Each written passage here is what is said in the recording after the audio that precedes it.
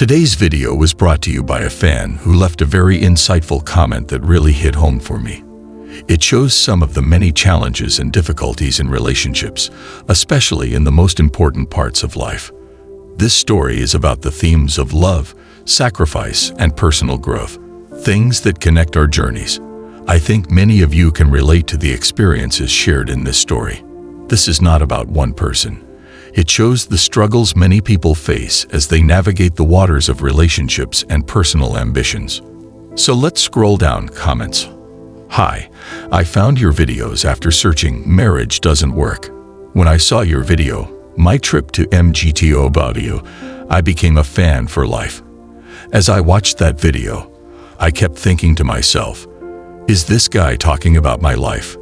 I am a 29-year-old young man in my last year of medical school. For the first 2 years of my life, I struggled with self-esteem issues. Then Jane came to me at the end of her lease and promised to pay half. Love, take it. I say yes.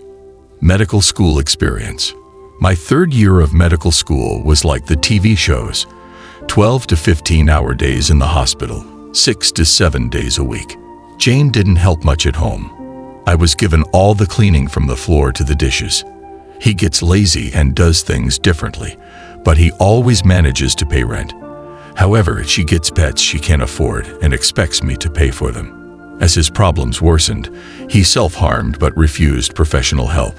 Instead, he went to a psychiatrist for prescriptions and often increased his Adderall dosage to buy more pills.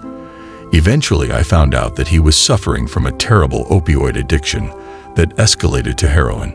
The rent dried up, and I asked her to move out. Our relationship was a battle of war and make-up until finally he could pay his last rent. All along, he refused to face his addiction problems. Persistence. A few months ago, Jane decided she couldn't handle the science project after failing freshman chemistry 4 times, even as a senior. I tried to help him study, telling him that chemistry requires consistent effort, not cramming it in at the last minute. But he ignored my advice. Our last big debate about our future, I told him that I don't want to marry him because he doesn't have a heart. Looking back, I know that if I hadn't called him out on his bad behavior, I would have reacted more strongly. The relationship ended when I told him to pay the rent or leave. I had to give up my clinical work to care for his death. But I think the results are good, despite my doctor's reprimands. Top man. In one meeting, I explained my situation to him. He understood, and he assured me that he will not tell me about my absence from my work. It's interesting how often society expects people to shoulder the burdens of relationships. When women ask men to man up, they may be taking their problems out on them, instead of dealing with their own psychological challenges. My advice: don't feel guilty about throwing away your jeans. Women like her often have to hit rock bottom before they'd fully realize the results of their efforts. It's painful, but sometimes the hardest lessons are the ones that make the most difference. If he's a really passionate person, as my friend, a psychologist, told me, he'll eventually own up to his own mistakes and have no one else to blame.